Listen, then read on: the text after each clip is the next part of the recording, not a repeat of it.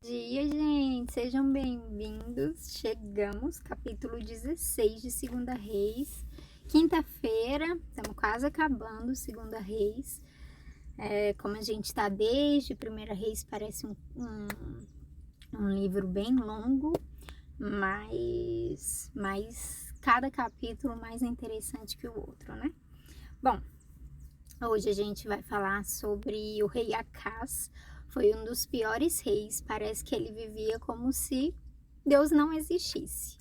Então a gente vai ver aí, principalmente eu acho que o que mais me chama a atenção nesse texto é quando ele tira os objetos sagrados, enfim, ele sabia, sabe? Ele sabia que Deus havia constituído aquela nação, ele sabia da história do seu povo, ele sabia da história de Israel, ele sabia que Deus era o Deus daquele povo, como tudo tinha acontecido, porque a nação de Israel sempre soube isso e nunca, né? Por mais que eles se afastassem às vezes dessa identidade, eles tinham essa consciência. Mas a casa ele preferiu, ele começou a admirar outro, né? Ele começou a colocar uma pessoa como o objeto da admiração dele, ele quis fazer tudo que essa pessoa, e aí ele trocou de Deus. Por isso que o nome da live de hoje é quando a gente troca de Deus. E a gente vai ver que isso é muito comum nos nossos dias, né? Que a gente sabe quem é Deus, que a gente conhece a Deus, que a gente ama às vezes até ama o Senhor, mas a gente não ama o Senhor mais do que a gente ama, enfim, o nosso dinheiro, a nossa profissão, o nosso marido, a nossa saúde, né? E, bom, vamos ler, vamos orar para o Senhor nos conduzir e aí a gente conversa um pouco sobre isso. Amém?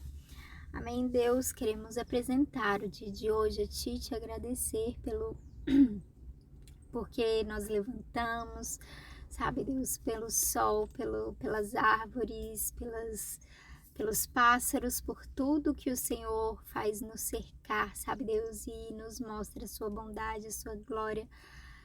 Muito obrigada, nós consagramos a Ti a nossa mente, o nosso coração, queremos ouvir o que o Senhor tem para falar hoje conosco, em nome de Jesus, nos conduz, Deus, aquilo que o Senhor quer, sabe, Deus, nos alertar, nos fazer enxergar quando estamos trocando de Deus, porque nós estamos muito sujeitos a fazer isso no dia de hoje, então nós te pedimos misericórdia, graça, e que o Senhor aumente, Deus, o nosso amor por Ti, a ponto de quando tiver duas possibilidades na nossa frente, a gente sempre escolher por aquilo que é referente ao Senhor, sabe? Nosso coração se incline mais para as duas coisas, em nome de Jesus. Amém? O povo tá aqui já me mandando mensagem. Vamos lá, gente. Então, bom dia também, pessoal do YouTube. Já estamos gravando pra lá.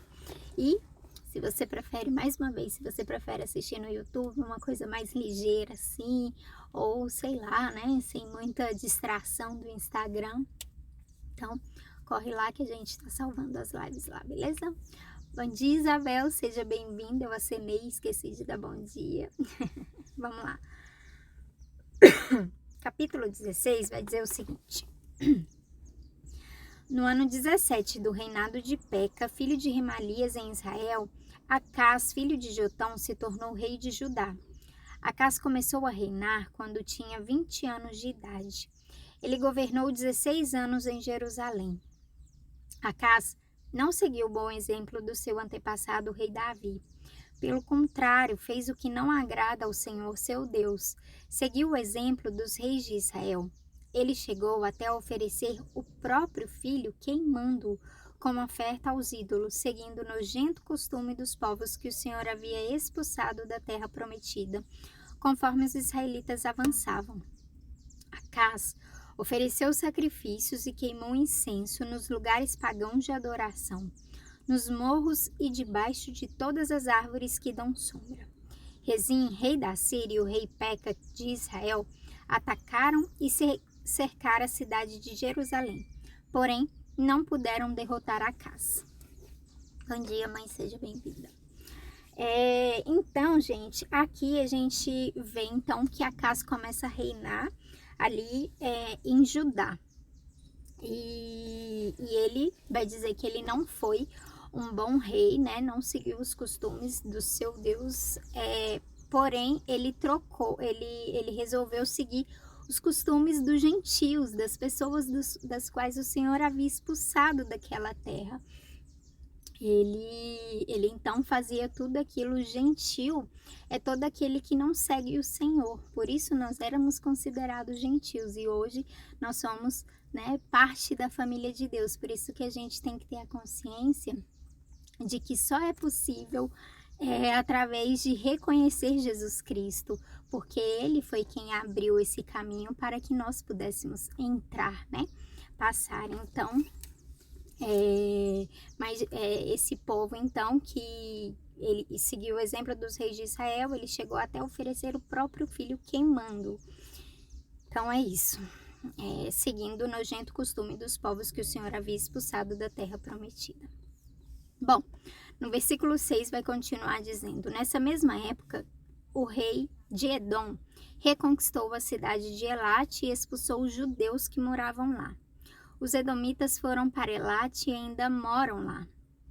Acaz mandou alguns mensageiros a Tiglat-Pileser, rei da Assíria, para entregarem a ele esta mensagem: eu sou seu criado e seu filho.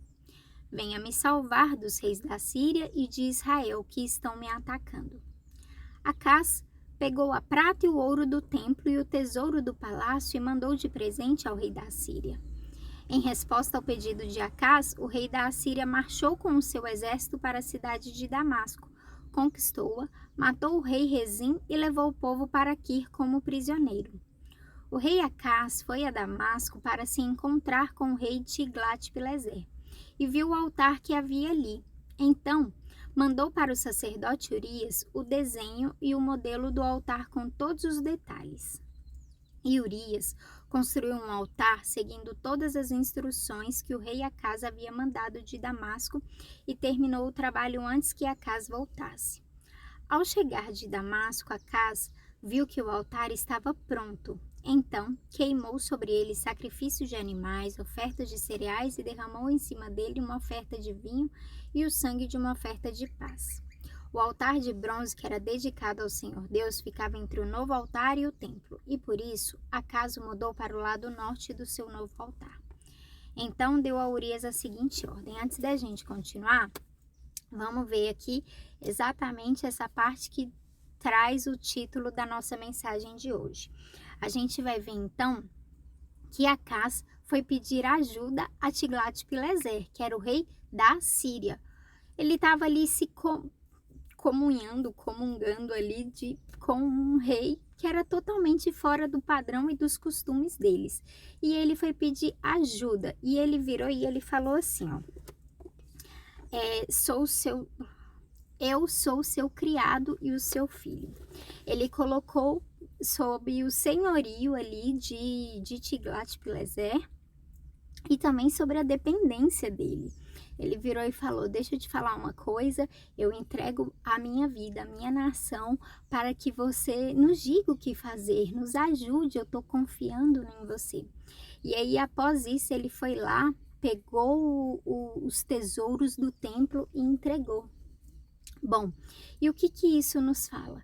Isso vai nos falar a respeito de quando, não somente de roubar, né, os dízimos e as ofertas do Senhor, quando a gente está colocando a nossa confiança de que, não, Deus não pode me ajudar, então eu preciso guardar, eu preciso reter, eu preciso tirar daquilo que é do Senhor e colocar aqui nas minhas necessidades.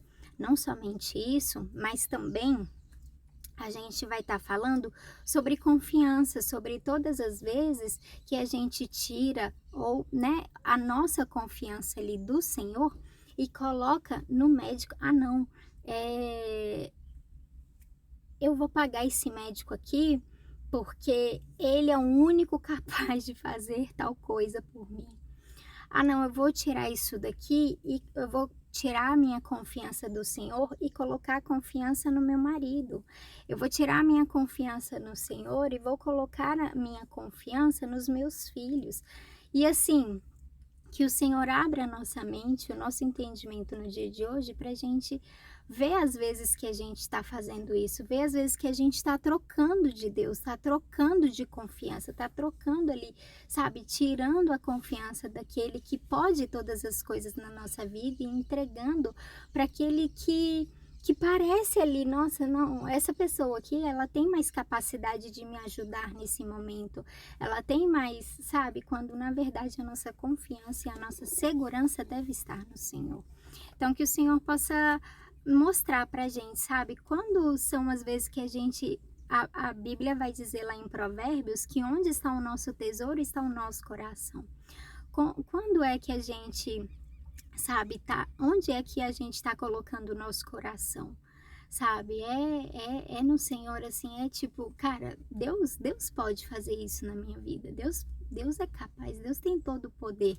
Hoje a gente estava até ouvindo uma oração vindo para cá, que falando, né, não limite a Deus, sabe, não coloca a será, e se isso acontecer, e se essa pessoa não vir, e se essa pessoa não fizer por mim, sabe, o Senhor pode fazer na nossa vida.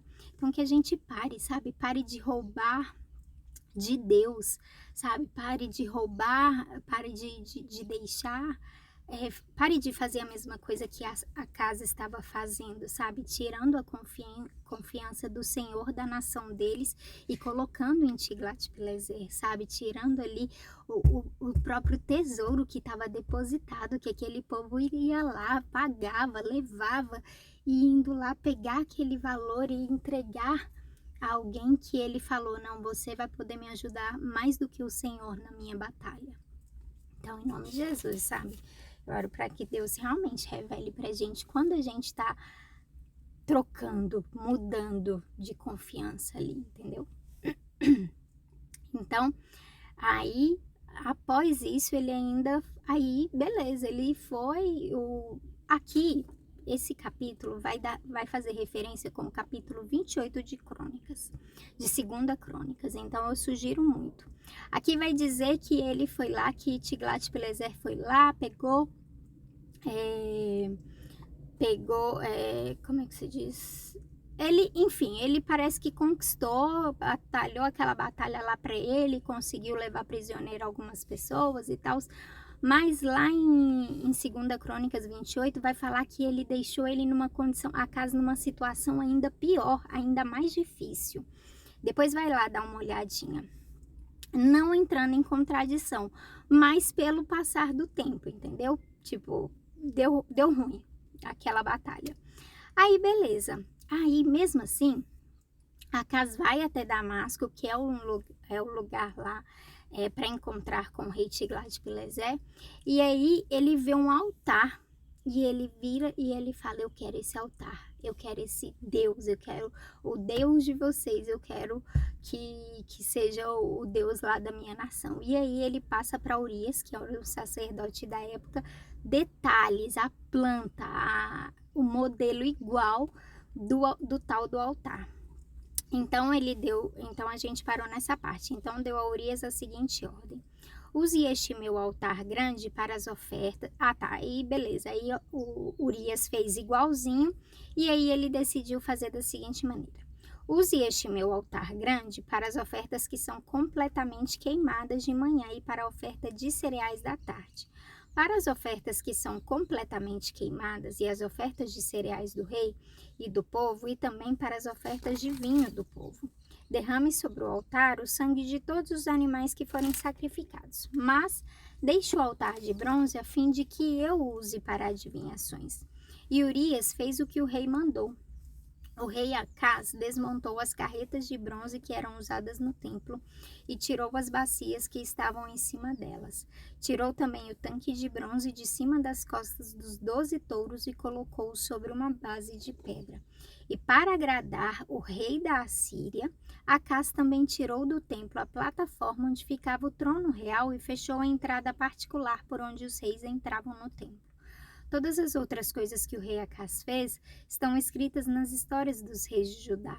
Acás morreu e foi sepultado nos túmulos dos reis na cidade de Davi, e seu filho Ezequias ficou no lugar dele como rei. Bom, então aqui, bom dia, Laís, seja bem-vinda, amiga. Então aqui a gente vê exatamente que existe uma frase que diz o seguinte: tudo aquilo que você adora é o que você vai se parecer, né? Tudo aquilo que... Ai, eu não tô lembrando exatamente da frase. Mas tudo aquilo que você mais admira, que você mais contempla, que você realmente tá ali assim, tipo, boquiaberto, admirando, é aquilo pelo qual o seu coração vai seguir. Entendeu? E a casa aqui, ele foi assim com Tiglat-Pileser, ele admirou, ele adorou aquele rei, a ponto de seguir os mesmos costumes que o dele. Então, onde está o seu coração? Sabe? O que você tem admirado, o que você tem olhado e tem falado, uau, sabe? São para as coisas do Senhor, são para as coisas ali parecidas com o Senhor, ou são para as coisas do mundo, as coisas que tipo tiram a sua atenção, tiram a sua admiração das coisas de Deus. Então é isso, bom dia, Aistinha, seja bem-vinda. Que nós possamos nesse dia, sabe, deixar os nossos olhos abertos para que o Senhor seja o dono do nosso amor, o dono do nosso coração. É esse um dos propósitos da live, sabe, para a gente realmente estar inclinando o nosso coração para as coisas do Senhor. Tomara que a gente eu seja bem sucedida aqui, mas eu sei que eu não sou capaz de fazer isso. Só o Espírito Santo pode fazer você enxergar o Senhor com olhos de amor, sabe? Tendo toda a devoção do mundo para Ele. Amém? Beijo, gente. Passamos